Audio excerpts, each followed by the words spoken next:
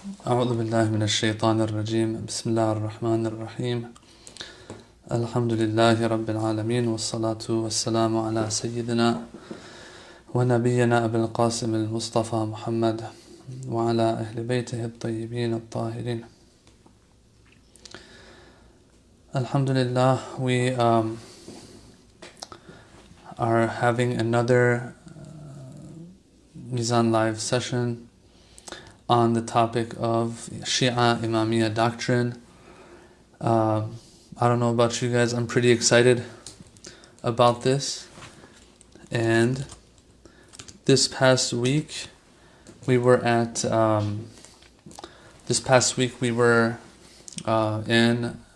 the city of New York. Alhamdulillah, everything went well there as well. Once again, a wonderful course was held. Wonderful audience, wonderful brothers and sisters, and wonderful questions that were asked. Alhamdulillah, step by step and community by community, we are enlightening and inshallah educating ourselves as much as possible.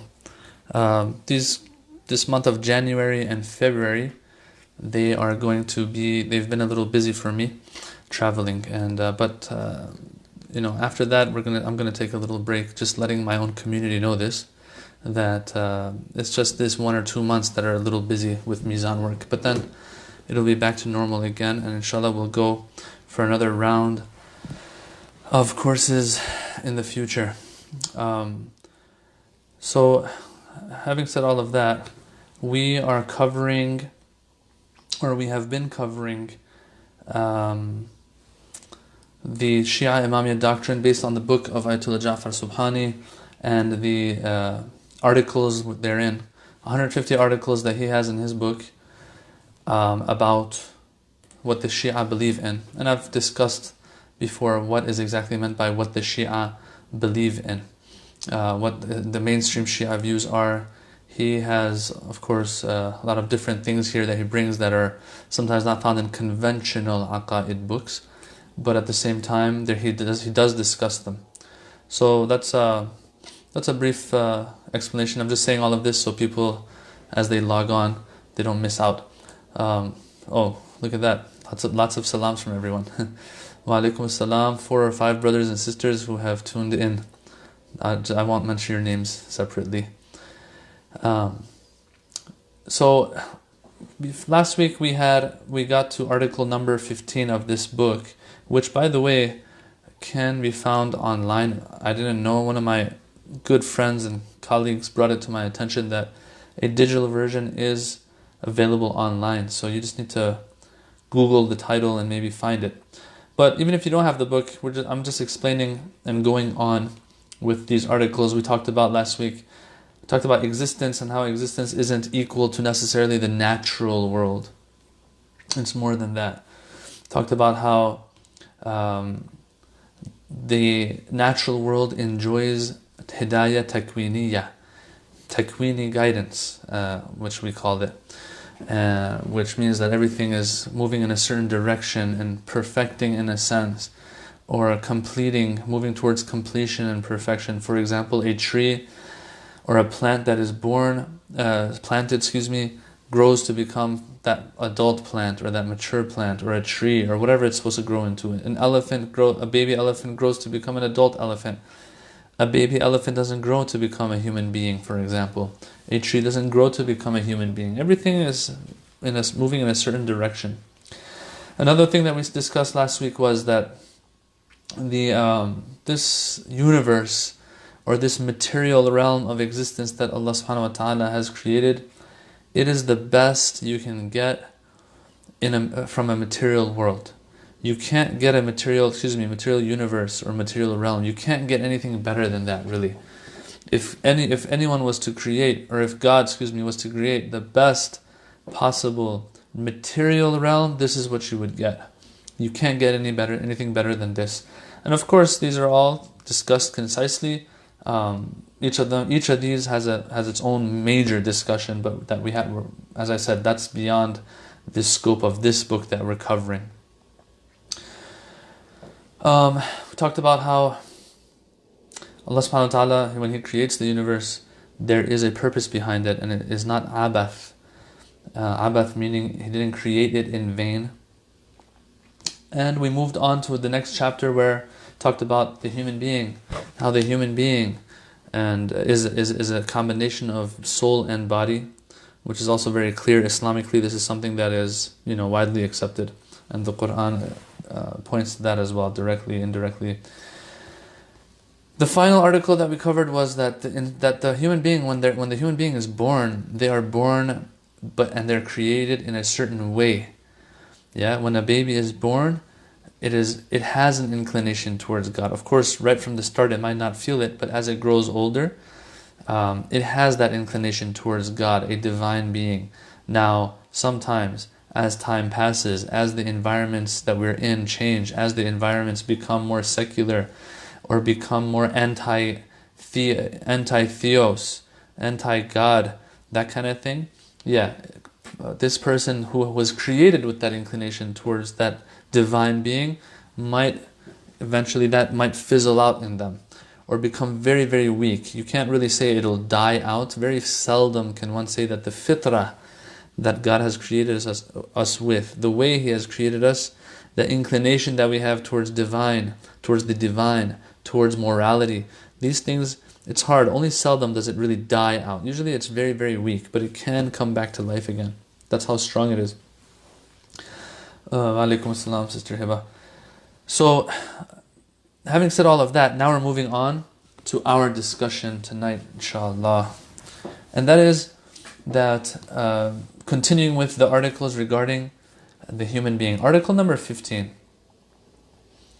talks about how man and mankind and human beings are created with free will. In other words, man enjoys free will. In other words, he says, with the power of the mind and the intellect that this person has, a person can look at an action, look at something, and weigh out the good and bad in it, and then can either perform that act if they find that for whatever reason they decide, or not perform that act. 50-50. You think about it, you do it, or you don't do it. Very simple. So now here, there's a few things we need to talk about. I don't think I need to explain free will any more than that. I think it's pretty clear. One thing that comes up right here, man has free will. Okay, question. There's a question that comes up. If man has free will, first of all, we didn't have a choice to come into this life, right? Second of all, we don't have a choice leaving this life. Third of all, there are a bunch of things out there that happen to us in the natural world. Those are not our choice either. And fourth of all, there are a lot of things that others do to us. So we got the natural world and we got people. That people do to us as well. That have nothing to do with our choice and our decision. So what do you mean when you say man has free will? I don't see any free will, someone will say. I see free will 10% of the time. Not more. The answer to that is that you are right. When it is said that man has free will, it doesn't mean that man can make a decision regarding everything and every aspect of life, in the sense of whatever is going to happen to them and so on and so forth. Assalamu alaikum, Kishwar Zaidi. We don't have that choice. We don't have that luxury. Out of 1 million things that happen to us, maybe 10% of them, we have a direct or indirect say regarding that thing that happens to us. No more than that. So that's something to understand. If it is said that man has free will, the human being has free will, it means when it comes to, and you can get this from what Ayatullah Subhani's wording as well. When it comes to his own actions or her own actions, they have free will. Even there, lots of times, they won't have free will. They'll be forced into something. And that's why over there is no accountability on God's part. God doesn't hold us accountable for those times that we don't have free will, right?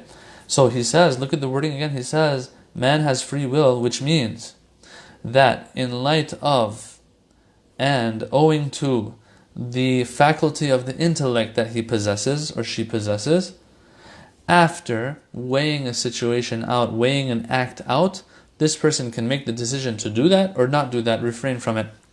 You see, it has to do with our action. If you look at the wording itself, says it all. That it's not that we have free will and we have decision, we can make decisions regarding everything about us. Nope. If that was the case, then the test wouldn't be too hard. Yeah, I'm going to make sure that no hardship befalls me. I'm going to make sure no sickness comes to me. I'm going to make sure I'm never poor. I'm going to make sure this. I'm going to make sure that. There's no test there. The whole test is that we come to a material world like this. Things that happen to us, things that come up in life, we make the right decisions. Making the decisions part, free will we have. Other than that, I'm sorry, you get hungry or thirsty, that's not your choice. To the extent that even coming to this world and leaving this world is not in our hands either. Yeah. Wa alaikum salam, Brother Muhammad Haidar and Brother Sadiq Hussein, all the way from Australia. Okay, so it's good to have you, brothers. That's one point that needs to be discussed, that I just discussed.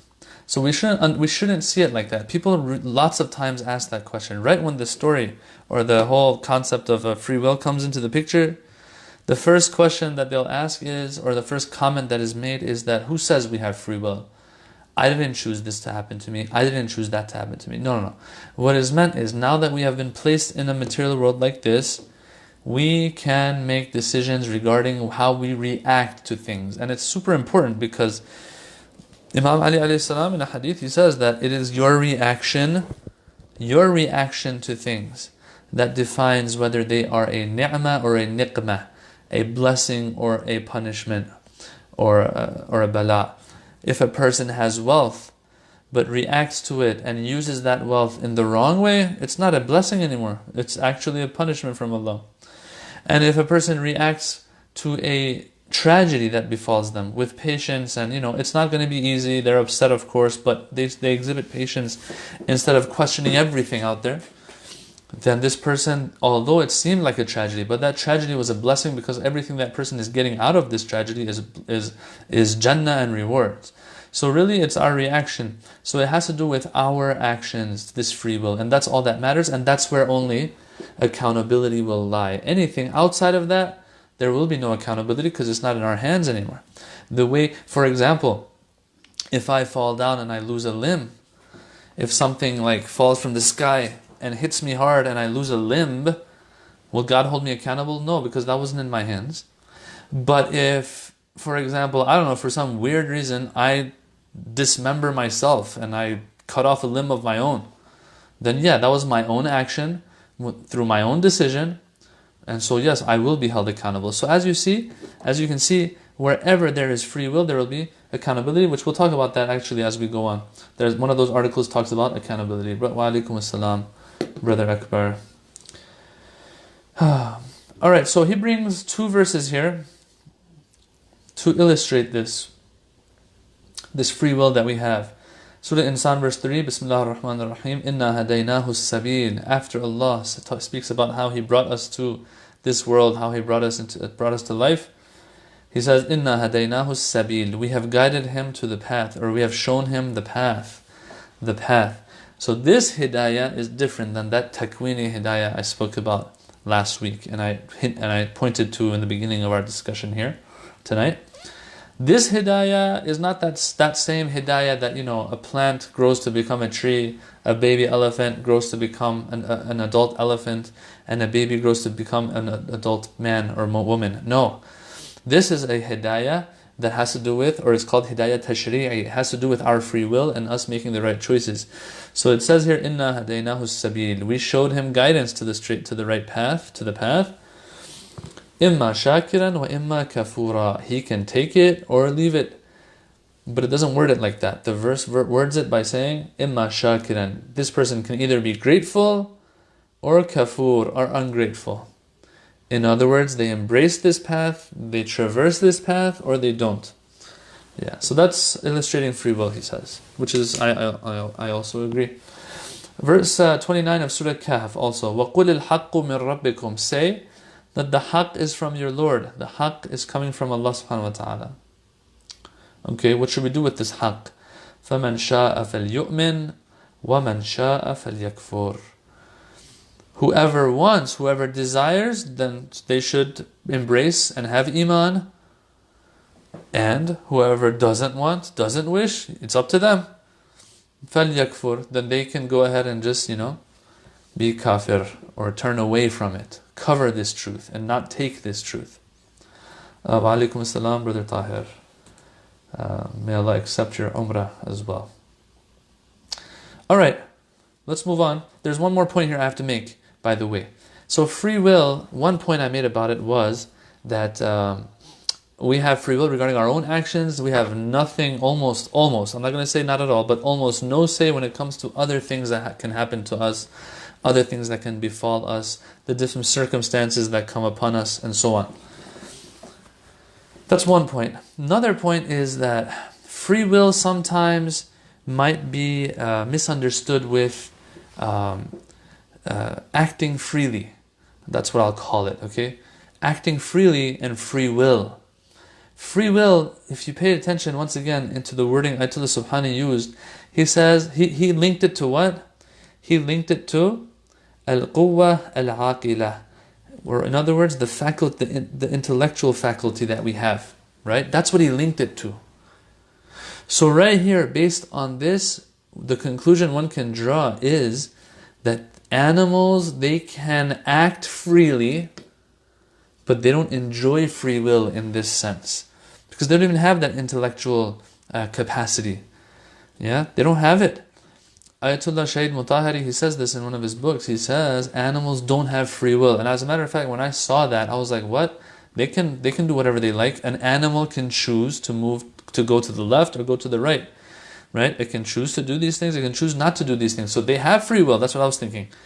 Apparently, when it comes to theology, there's a difference here between acting freely and free will, because free will has to do with intellect. Animals don't have it, so in other words, they don't have free will. Shaykh Mutahari, he says, animals are influenced by their instincts only, and by whatever they want to do because of their desires only. In other words, their decision making is based on these things. True, some animals might be a little intellectually more capable than other animals, but at the end of the day, the best you can say, if what they're doing is not based on desires, or their desire and whatever they want, it is based on what? It is based on instinct at best. For example, that mother animal that protects its baby, it's out of instinct. Allah has given it to this mother animal. The bee, which builds or makes the beehive, same thing. The beehive is made by the bee. There's so much going on. There's so much architecture happening in when it comes to making beehives. The Quran says we taught it. We gave it this instinct. Yeah, how to do this. So yeah, they will have instinct. They will have desires, and they will act freely based on those. But you can't say that they act based on their intellect. I'm just speaking sheerly theologically here right now. So in other words, animals do not enjoy free will. And the reason why this is even discussed, by the way, is because this is going to have a lot of implications.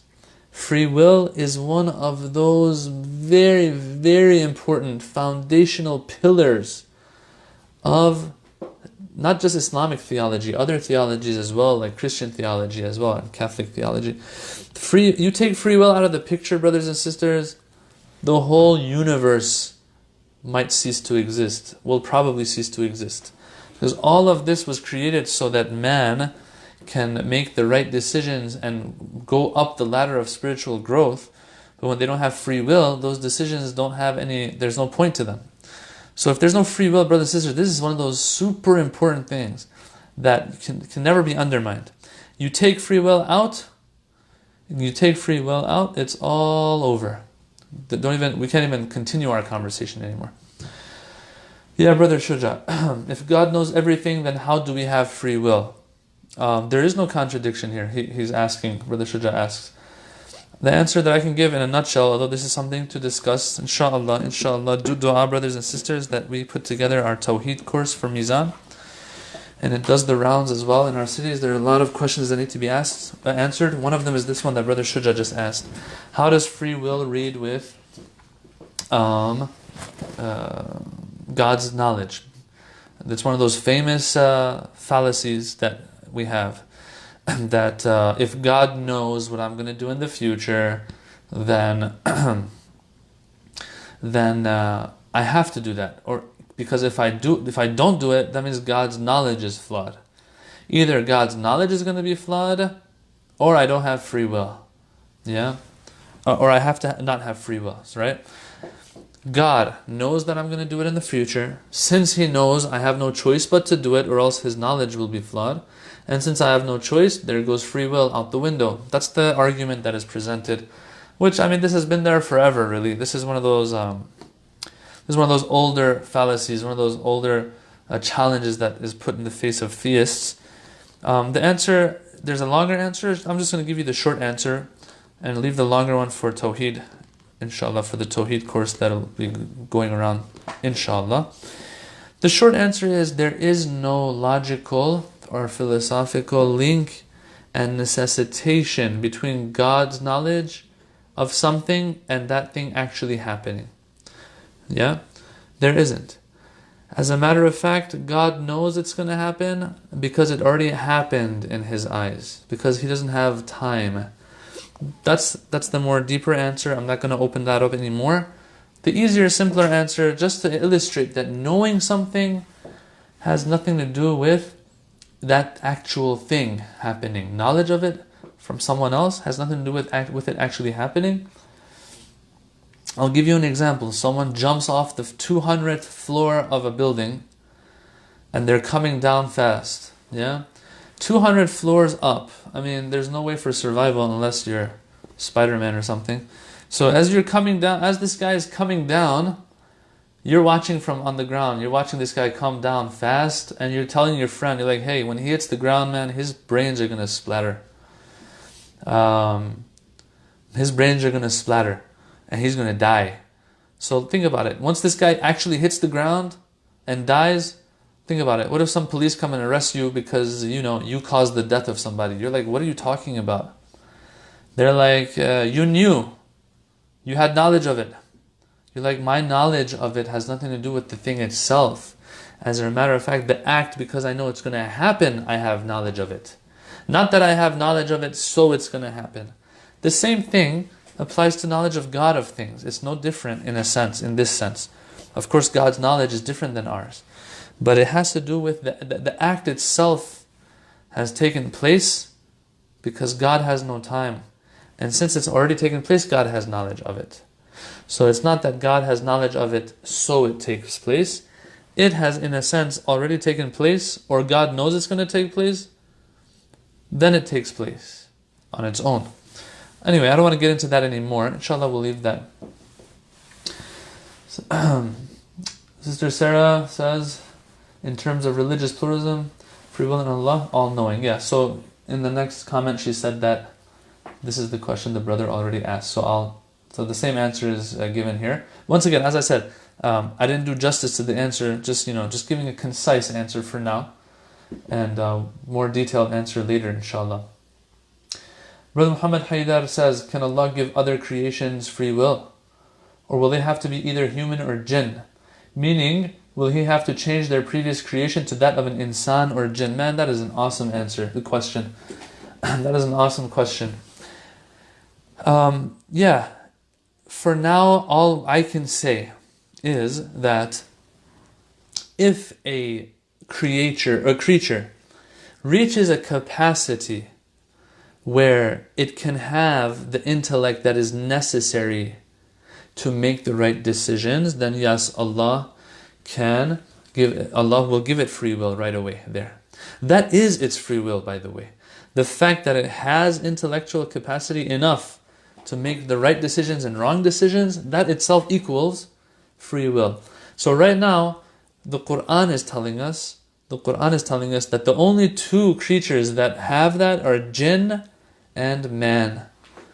And that's why the Quran says, وَمَا خَلَقْتُ الْجِنَّ وَالْإِنسِ إِلَّا لِيَعْبُدُونَ.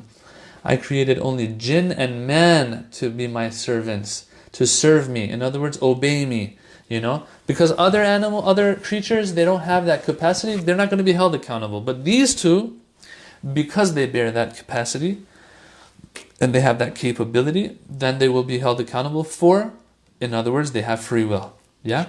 So it's not impossible for God to give free will to other creatures as well. But for now, all we know about, based on what the Quran reveals to us, is that the jinn and the man have it. I hope that answers your question to an extent. Wa alaikum assalam, Tia Nargis. Or Nargis. Thanks for joining. Okay. That's Article 15. He wraps it up in like 2 short paragraphs. As I said, this free will one is something that there will be a lot of follow-up questions regarding it. And once again, as I've said before, again and again, we're keeping it concise. But yeah, keep the questions coming. Don't hold back if you have a question. We'll go into details as much as the time allows us, and as much as is the scope of this book and what we're after. Okay. Article number 16.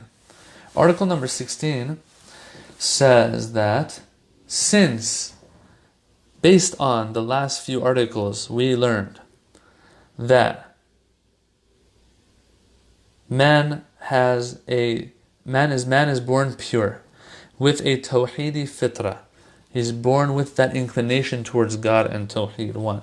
2. Enjoys aql. And 3. Aql meaning intellect. 3. Has free will as a result of that aql that Allah has given him. Because of all of these, man has the capability to grow and refine himself or herself. Yeah. Now, the book, the English, I'm just going to read off of it the first couple lines. I don't know, I think it's a little overcomplicated, the English, but just listen to it. It says, insofar as an individual benefits from his wholesome, innate nature, that Allah had given him. Wholesome here meaning, once again, it's pure, it has a tawheedi inclination. From his capacity to discriminate between good and evil, in other words, aql and intellect. And from his ability to exercise free will. On these foundations, his ethical and spiritual development becomes a real possibility. Alright, so this is what we're supposed to get out of all of these things that God has endowed us with. Allah has endowed us with all of these things. So what? What do we get out of it? That spiritual refinement. In the Farsi it says tarbiyat paziri. We are able to, we are receptive to tarbiyah and spiritual growth. Other creatures will not have that. Okay, so the result of free will and all those other things is that we can grow spiritually. But then he goes on. He says we can grow spiritually, but it's not like unlimited, in the sense of it's not like we have all the time in the world. He says until the time where repentance can no longer be accepted. Yeah, and those of you who've held the Death and Barzakh course in their cities know exactly what I'm talking about right now. Yeah, this part we've discussed in our course, where and why, or excuse me, when and why one cannot, when one cannot repent to Allah anymore, although they're still alive, and why that is so. Yeah, the doors close then.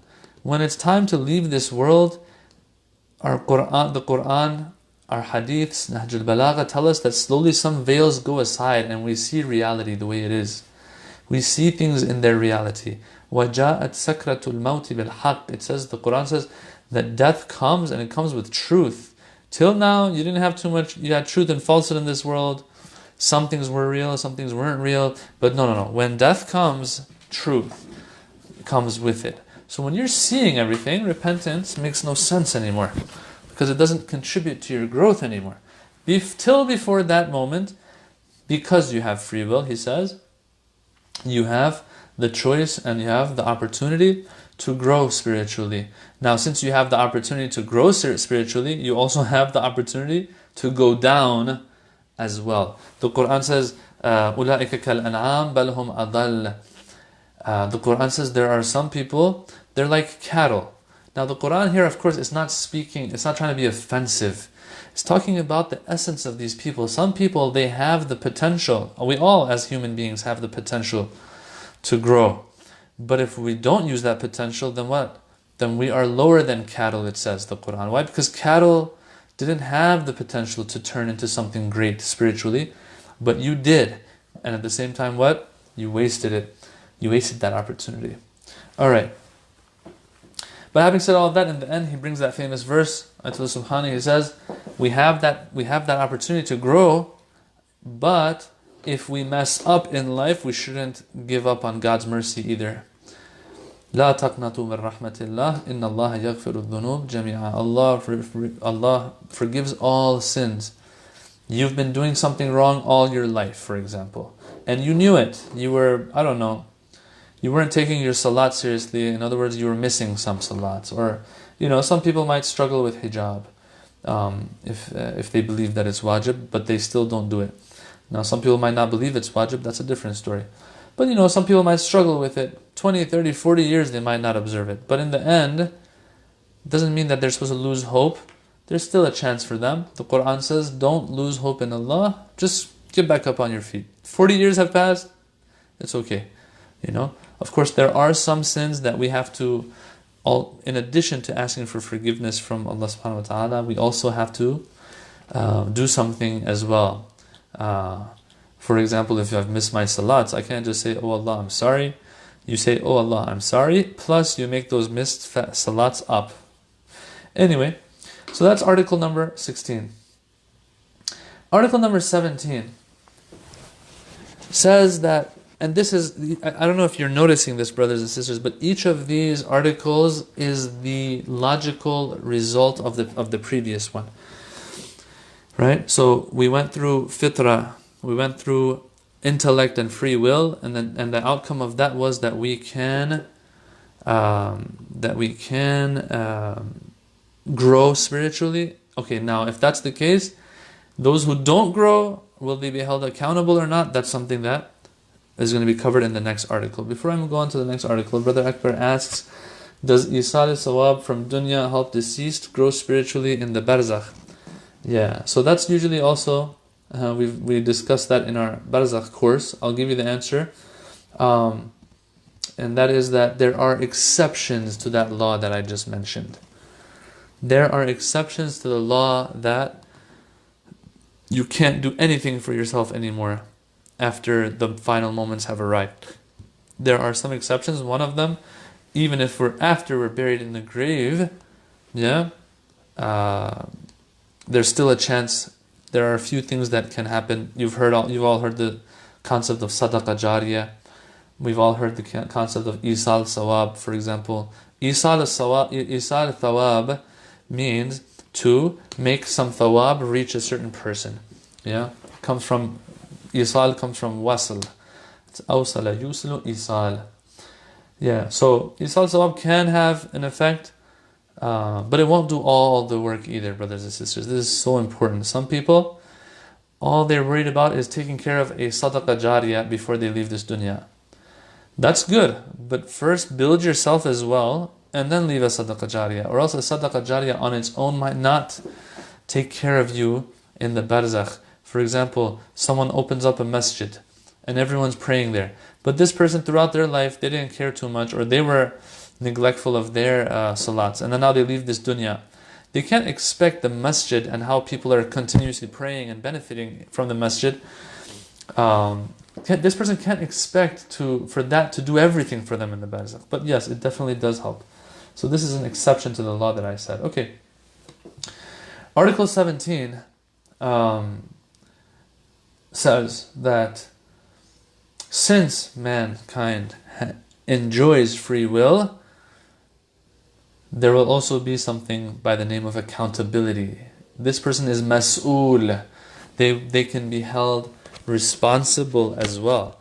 You know, if you want the good stuff to come, bad stuff might come with it as well. Yeah. What does he say here? Let me see what the wording he uses. Insofar as man benefits from the light of wisdom, or aql, and the gift of his free will, he is a being endowed with responsibility. Yes. Can be held accountable. I like to word it this way. Since mankind, he said because mankind has free will, he will be held accountable. I like to word it like this. Since we said, due to his free will, he has the opportunity and she has the opportunity to grow spiritually, yes, this person can be held accountable if they don't grow spiritually.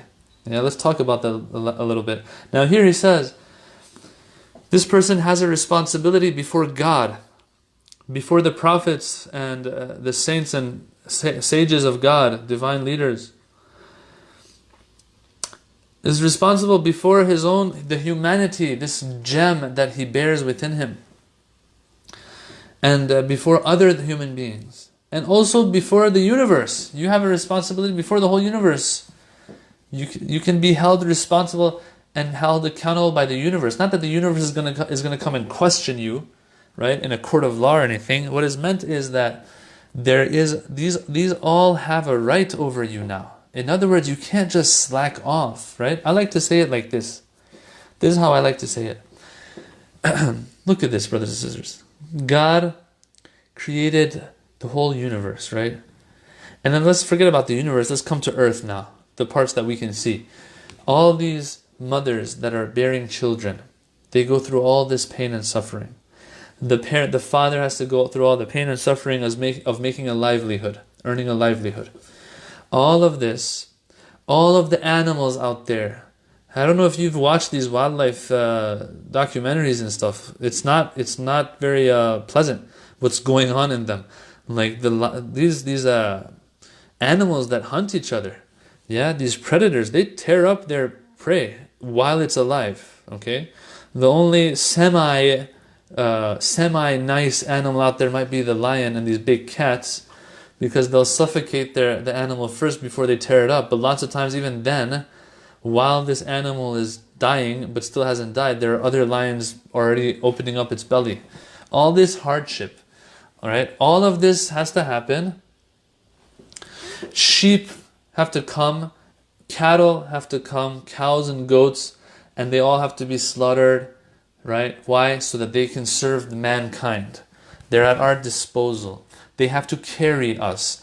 The fish in the sea, why? We have to eat them. You know, all of this trouble, all of this creation, and I just, pointed out a few of the suffering that we have in this life for some of the creatures out there that have nothing to do with growing spiritually, and they're just there to serve us. All of this so that man can accomplish something, but then he just slacks off. Of course it's going to bring accountability. It's what it's like. Think about it. There's like a NCAA basketball player that is like so great. And so he gets drafted into the NBA, right? Let's just say like this guy, what's his name? Zion something his name is. This big guy in Duke right now, Duke University, playing for Duke.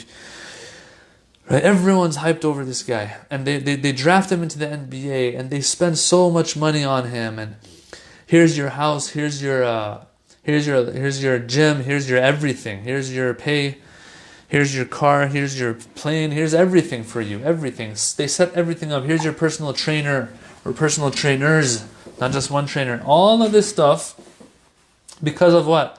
Because you have a potential in you for what? To win championships, let's say. So they bring this guy in, and so this person, what does he do? He just slacks off. They're gonna skin the guy. They're gonna skin him. God knows how many NBA players, I'm just giving this example, have lost they've lost relationships due to how much work they have to do and how much travel they have to do as a result of, because they want to make it big, right? They want to make big money. They're always practicing, always traveling. Their wives give up on them, even after having kids sometimes. Some of them, that's what happens to them, right? That's how serious they take it. Because they know there's accountability and you're going to end up being a loser. No one's going to care about you, yeah? I'll give you another example. Like I think it was in the beginning of the NBA season. I don't watch basketball, by the way. Every now and then I'll watch some highlights. That's about it, really. But I remember there was this John Wall. People were calling him out. Why? Why are you partying so much? Why are you not working out so much? Why are you gaining weight? You're like a superstar. You're supposed to make some accomplishments for your Washington Wizards team, that kind of thing. But he was being called out. Well, someone might say, why are you calling him out? He can do whatever he likes. Yeah, but there's so much that has been put at his disposal. So he better make the most of it, or else he will get called out. He will be held accountable. He will lose everything. Something like that, brothers and sisters, applies to mankind even more than just a mere NBA example that I'm giving. The NBA is like, these players are in their prime for like maybe 10 years at best. After that, it's all over. We're not talking about securing 10 years here. We're talking about securing eternity through this dunya. The insan has the potential to secure eternity, and yet he lived his life like cattle. So of course Allah in the Quran is going to say you are lower than cattle, because cattle didn't even have the opportunity. You did. Now yeah, there are a lot of people out there who don't know the true path, who are mustad'af, as the Quran labels them. Those people will be excused. Yeah, but if for any reason it was them slacking off, it was their shortcoming, yes, they will be held accountable, because God gave free will. God put everything at their disposal. The Quran says, خَلَقَ لَكُم مَا فِي الْأَرْضِ جَمِيعًا. I created everything on this earth for you, so that you can live your lives, survive, accomplish the goals that I sent you there for, which is وَمَا خَلَقْتُ الْجِنَّ وَالْإِنسَ إِلَّا لِيَعْبُدُونَ, to become obedient servants of mine. That was the goal. You didn't achieve it. Of course, it's reprehensible. Okay, Brother Shuja, he says, do angels have free will, or is it just humans and jinns? No, the angels do not have free will. Yeah, they do not have free will. Free will come with intellect plus material world. Once you leave material world, there is no intellect anymore. There is no free will. There's no point in free will. Free will was there to make decisions. Yes, to make decisions, to decide between truth and falsehood, good and bad. When the angels are immaterial beings, the immaterial realms are only truth. There is no falsehood that you can choose between truth and falsehood or anything like that. Yeah. So that's a good question, and that kind of lets us know that there's more to it for free will than just intellect. Intellect plus material world. So thanks for pointing that out. I don't know if you had that in mind, but what you asked brought this point to our attention. Okay. He brings a couple of verses here. He brings Surah Isra, verse 34. أَوْفُوا بِالْعَهْدِ إِنَّ الْعَهْدَ كَانَ مَسْئُولًا. When you make oaths and you make promises, you better live up to them. Why? Because إِنَّ الْعَهْدَ كَانَ مَسْئُولًا. Mas'ul means it's going to be asked about. It's going to be accounted for. Yes. Fulfill your ahds. Fulfill your vows, for the vow, it will be accounted for, will be asked about. Another verse. These are just illustrating how, yes, we are going to be asked about different things. Surah Isra, verse 36, إِنَّ السَّمْعَ وَالْبَصَرَ وَالْفُؤَادِ كُلُّ أُولَٰئِكَ كَانَ عَنْهُ مَسْئُولًا. That the ear, the eye, and the heart, all of these are going to be asked about. Mas'ul comes from su'al. Su'al means to ask. They will be asked about on the Day of Judgment. What did you do with these? How did you use them? أَيَحْسَبُ الْإِنسَانَ أَن يُتْرَكَ سُدًى, verse 36 of Surah Qiyamah. Does man think that he will just be left just on his own and will not be held accountable? No. You're not just left alone and not held accountable. You will be held accountable. Okay, so free will, intellect, all of these things, what they bring about for us is this sense of accountability and responsibility as well. Can't just be like, oh, God brought us into this world so that we live a good life, fall in love with Him and go. No, there's accountability as well. Alright, article number 18. Let's see if we can make it to article number 20 tonight. It says, article number 18 is talking about equality. He says that no human being, and if you remember the chapter we're in right now, is the chapter on human being, the mankind and human being. So he's continuing to discuss another attribute here of man, and that is that we are all equal. As children of Adam, we are all equal. The only thing, he says, that gives us real preference over others, that takes us higher than others, the only thing that really has value in God's eyes and the Qur'an's eyes is one thing, and that's what the Qur'an tells us. Now, I'm going to read the verse, but before it, let me just explain a little bit. If God created us, it's common sense really. If God created us for a purpose, and that purpose only, and that's why He said it in the Qur'an, and worded it the way He worded it, very exclusive wording there. He says, I did not create man and jinn except that they are my abds. They are obedient servants of mine. An obedient servant worships God, an obedient servant listens to God. If that is the purpose of creation, and God is the one behind all of this, then you tell me, brothers and sisters, who's higher in the eyes of God? Right? It's very simple. Just like if all that matters to my mom and my parents are for me to be successful in school, and if we're three brothers, one of the brothers slacks off, one of them is just normal, and one of them super successful in school, and that is all that matters in my mom and dad's eyes, for example, just saying for example's sake, then of course I'll be higher in their eyes versus my other two brothers. Let's just say, I'm just giving an example here. Same thing with Allah subhanahu wa ta'ala, it seems. That if Allah subhanahu wa ta'ala has a purpose in mind, then whoever is securing that purpose more and more, especially since that purpose is infinite, there is no limit to how high we can go in getting close to Allah subhanahu wa ta'ala. If that's the case, whoever is closer to Him is going to be higher. And anything else that people might have just won't matter. Who cares if a person is uglier and another person is better looking? Sometimes people, they have this issue where they're like, but how is God just if that person is uglier than me or more good looking than I am?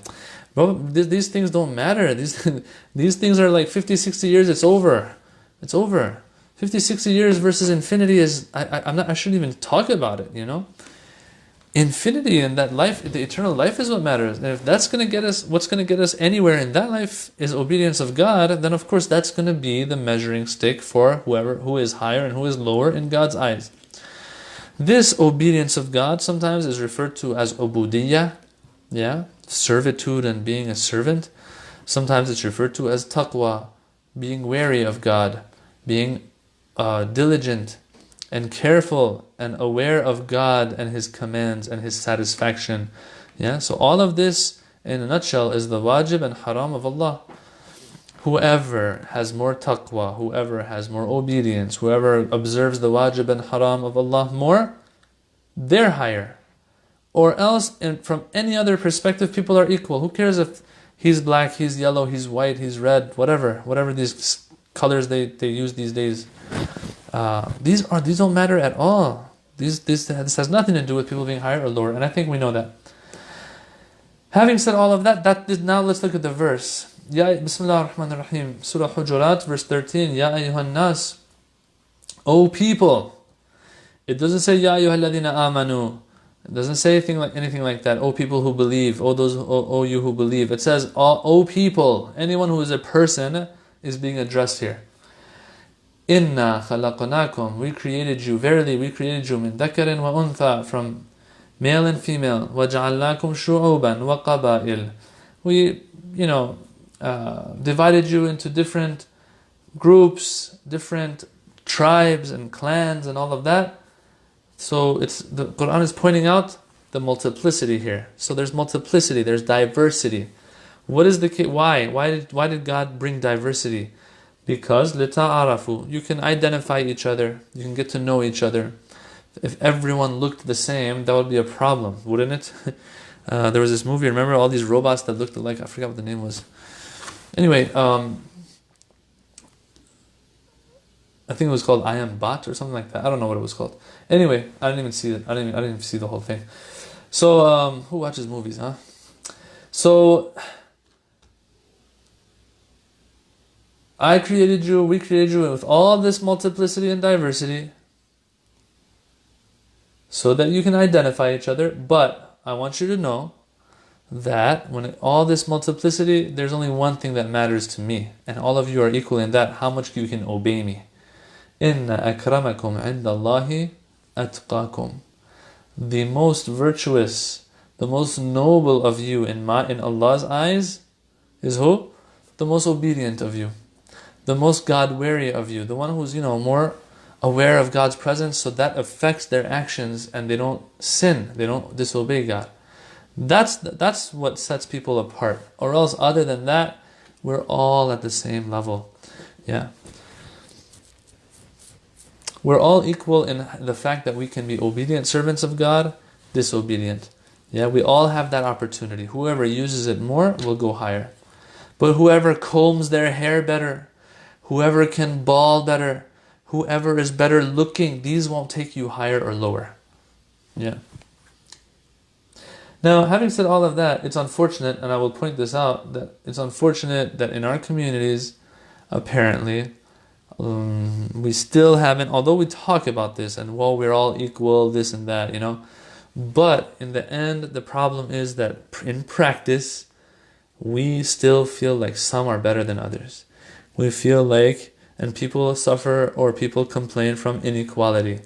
We even have sometimes subtle forms of racism in our centers as well. This Jamaat, that Jamaat, I don't know, things like that. And what can I say? I mean, this is something that Islam came to put aside during the Prophet's time, but the people kept their jahiliyyah. Till today, we still have cases where you feel you're disappointed, really. And you feel like, wow, look at this. Like, look, this goes against the Prophet's sayings. This goes against the Prophet's teachings. How the Prophet would make sure that amongst his companions, no one would turn their back to like someone else just because that person wasn't very well off. Yeah. But nowadays, things like this might happen. Skin color might play a role in that sometimes. It's very upsetting and sad. And that's why we have these classes and sessions, so that they, inshallah, affect our actions. It's not just theory. Alright, Brother Shuja asks, in the Quran, the angels questioned God when God was creating Adam. Is that free will? Okay, we have to look at the wording and be very precise with our wording. Did the Quran say they questioned God or they asked him a question? It's very different. These two are very different.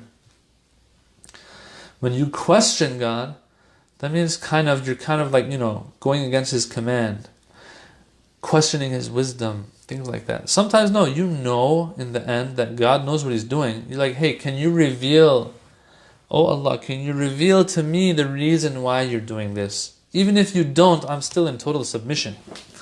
So the angels, they're able to ask that question, yeah, because at the end of the day, they are intellect. They are intellects. Their essence, they are uqul, it's called. They are intellects. That's all they are. They don't have anything else. And they are in that realm of uqul, alam al-uqul. Anyway, them asking a question doesn't necessarily mean they have free will. They might act freely. They might ask a question if they like. Yeah. But as I said before, if our definition of free will and ikhtiyar was what we had above, we discussed in the beginning of the session, that it is to make a decision between like doing something and not doing something, yeah, based on our intellect weighing it out and seeing if it's better for us or not better for us, then if that's the definition of it, the angels don't do that. The angels do as they're told. The angels might ask questions based on that verse of the Quran. Although some ulama, they say that this verse is a figurative verse. These verses are figurative, and they're telling us a story that Allah wants us to get a lesson from. Yeah, but theologically, you won't say that angels have free will. The Quran kind of says that as well. The Quran says, if I can pull it up real quick, I just want to have the context, the whole context. It says, it's talking about the angels that are in Jahannam, yeah, and it says, عَلَيْهَا مَلَائِكَةٌ غِلَاظٌ شِدَادٌ لَا يَعْصُونَ اللَّهَ مَا أَمَرَهُمْ وَيَفْعَلُونَ مَا يُؤْمَرُونَ. It says there are angels there, they لَا يَعْصُونَ, they don't do ma'siyah, they don't disobey God when He tells them to do something. وَيَفْعَلُونَ مَا يُؤْمَرُونَ, and they do as they are told. And I think we have other verses too that talk about how angels listen. It's not that angels ever disobey God. And then philosophically speaking, it's like set in stone that angels, they cannot disobey God. Okay, so if they cannot, not like the ma'sumin in this dunya. Ma'sumin in this dunya can disobey, but they will never disobey. Angels, they're just designed in a way and programmed in a way, let's say, that they can't even disobey God. It's impossible. Their essence can't even do that. Because they're not in a material world. They're not in a material world, as I said before. So theologically speaking and philosophically speaking, angels do not have free will in that sense. Brother Muhammad Haidar, good question it looks. Is it wrong to compare ourselves with each other on a spiritual level? I always hear you can't judge others in matters of their piety. First, is this true? Second, what is the appropriate way of doing this then? Okay, man, this is awesome. I like it. Let's go back. Let's break down the questions, like 2 or 3 questions, and then we'll end after this question. He says, is it wrong to compare ourselves with each other on a spiritual level? There's a hadith, I think by Imam Ali, where he says that min husn islam al-mar'i tarkuhu ma la ya'nih. That a sign that a person has proper Islam, has understood Islam properly, is practicing it properly, is the fact that he stays away from that which has nothing to do with them. Yeah? Who cares what spiritual level others are at? If everyone in the world is at the highest spiritual level, it won't make a difference with them being at the lowest spiritual level, because it has nothing to do with me. Right? Think about it. If everyone in the world is the best basketball player ever, or if everyone in the world is the worst basketball player ever, still, that doesn't make me the best, or that doesn't contribute to my basketball skills in any way. At the end of the day, I can either shoot the ball or I can't shoot the ball. I can dribble the ball or I can't dribble the ball. Same thing with the akhirah. It doesn't matter what others are going to get on the akhirah, what spiritual level they are at. I have to make sure that I reach the levels that I want to. So the rest is all irrelevant to me. So when you ask, is it wrong to compare? I'm not going to say it's wrong, but I will say it's totally irrelevant, and there's no point. There seems to be no point to it. What others have been able to achieve, unless it's going to be motivation for us and so on. In that sense, yeah, motivation. But other than that, really, it's not going to really contribute to our growth. It's not that active ingredient for growth. So. It's not something that we're going to really spend time and lose sleep over. You said, I always hear you can't judge others in matters of their piety. I can't judge others because I don't know what the end is going to look like for them. But what we can say is this, is that what I can judge or I can tell is that if someone is doing a sin, I can say, okay, this is something that God is upset with. And I might have to tell them if there's a chance that it'll have an effect on them. I have to do amr al-ma'ruf and nahi an al-munkar and tell them, hey, this is something that's wrong, and because I care for you, I think you should refrain from this act. Yeah. So in that sense, it might be seen as judging, but we're not judging. This is just a sin. God said it's a sin. Yeah.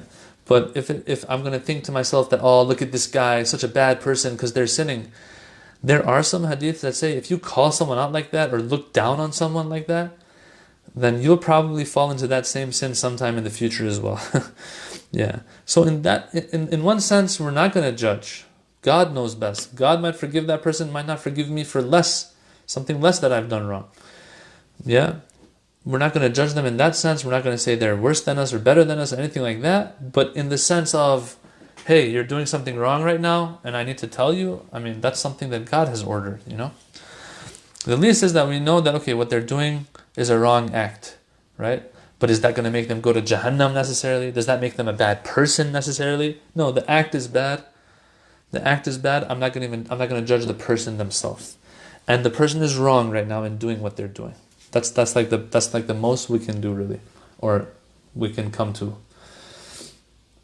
Okay, so I hope that answers your question to an extent.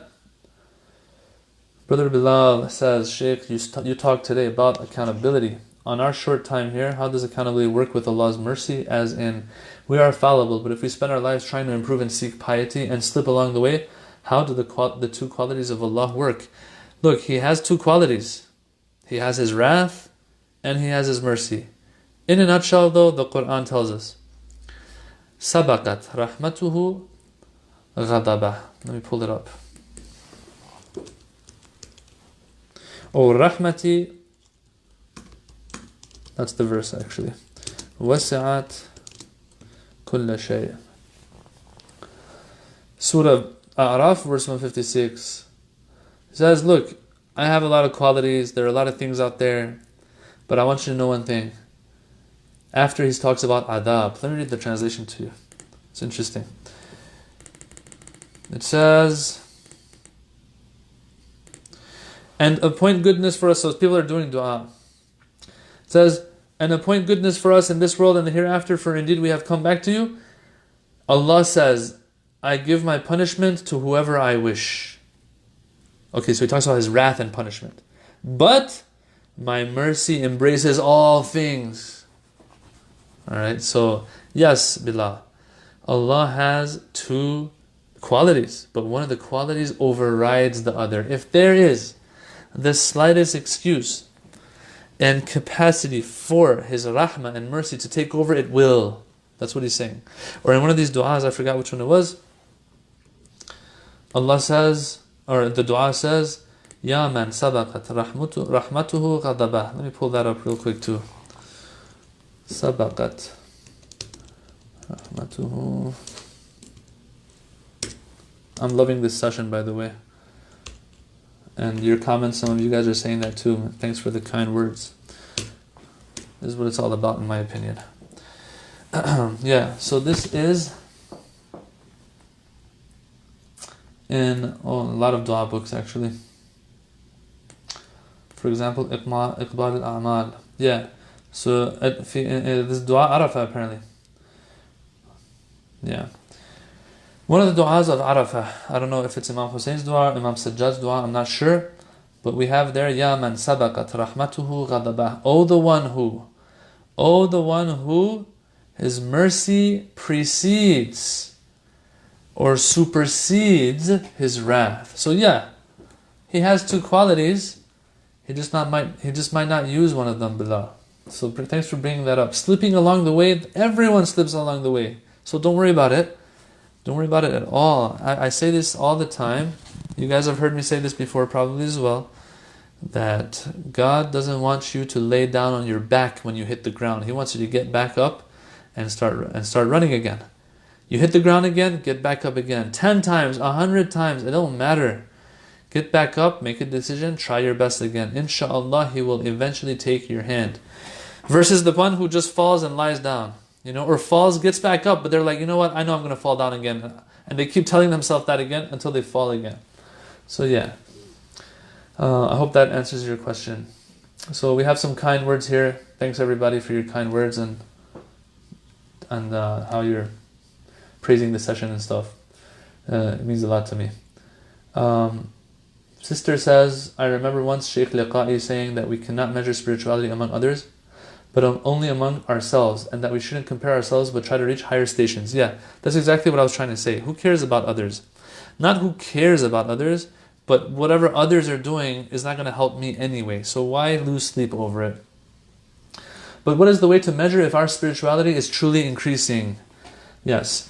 So we're on the right track here right now, sister. So we've gotten this far that, okay, we're not going to worry too much about other spirituality. Yeah, sometimes it's a family member, sometimes it's a person I'm responsible for their guidance and Islamic guidance and upbringing. Okay, that's a different story. But usually the people out there that God has not put me in charge of their spiritual growth, I'm not going to worry about them too much. So we're on the right track here. But how can I gauge my own spirituality? Very simple. We have to understand what spirituality means first. What is our definition of spirituality? If our definition of spirituality is how much of a religious experience I get, how much of a spiritual experience I have when I pray, then yeah, sometimes we might feel like we're not very spiritual people. But is that the definition of spirituality? I disagree. I don't think that is the definition of spirituality. If the definition of, because some people have ups and downs in their lives, yeah? People sometimes feel really good, they'll be paying more attention in their salat. Sometimes there's a million things on your mind, you're not paying too much attention in your salat. But there's another way to gauge it, in my opinion. Once again, going back to the purpose of our creation, God created us for our obedience of Him, to obey Him. Because that is what is going to eventually contribute to our spiritual growth, right? In this dunya and the hereafter. So if I can somehow gauge how much I am obeying God, that's how spiritual I am. If I am listening to God throughout my daily life, 80%, I'm an 80% spiritual person. Some people, they listen to God 20%, right? The person might pray once a week instead of 5 times a day. But that one prayer that they do, they feel very spiritual in it. This person is not a spiritual individual by the measuring stick of God in the Quran. Not 20%. Obedience is 20% spirituality, not 100%, not 90%. Okay, I'm feeling good in my salat, that's good, but that's just a spiritual high. No more than that. You can't call it spirituality. You can call it a spiritual high, a good feeling, but it's not spirituality. Brothers and sisters, and this is something that greats are saying, not me. If you want to gauge how spiritual you are, see how much you are listening to God when it comes to His wajibat and His muharramat. When it comes to His wajib commands and His haram commands. How much are you observing them? Well, where do I get these wajib and haram commands from? Well, you can go become a mujtahid yourself, which usually we're not going to be able to do that. Or you go and find a mujtahid, a marja' taqlid, who has done the work, and he tells you, okay, this is what God wants from you. This is what Ahlul Bayt have taught. Yeah? And so we take it from them. So a person who goes by the book of their marja', listens to these commands of God, the wajibat, haramat, that is the measuring stick for spirituality or not. That's the measuring stick for closeness to God or not. As we said, we're all equal. The only thing that sets us apart and takes some of us higher is how much taqwa we have, aka how much obedience we have. Okay, hopefully that answers your question. Alhamdulillah, we had a wonderful session, and we made it to article number 18. Inshallah, from next week, article 19 and onwards are going to talk about some objective morality and the relationship between our acts in this dunya and the natural world and cool stuff like that. So inshallah, tune in for that. Once again, if you can spread the message, I know there are a lot of people out there who could benefit more from these sessions that we're having. If you could be our media, let people know, share. Even if the videos are uploaded later, share it so they can also benefit. That'll be wonderful. Inshallah, Allah rewards you as well. Keep us in your dua, and have a very, very good night and a good week ahead of you. Assalamu alaikum wa rahmatullah.